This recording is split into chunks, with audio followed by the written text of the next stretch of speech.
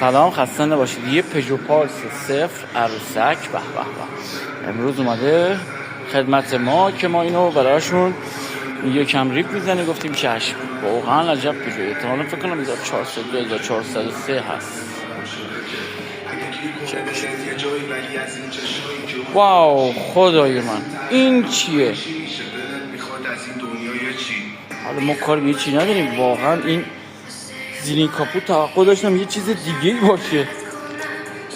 خدای من چه ظاهر نوعی داره، ولی چه موتور داغونی داره.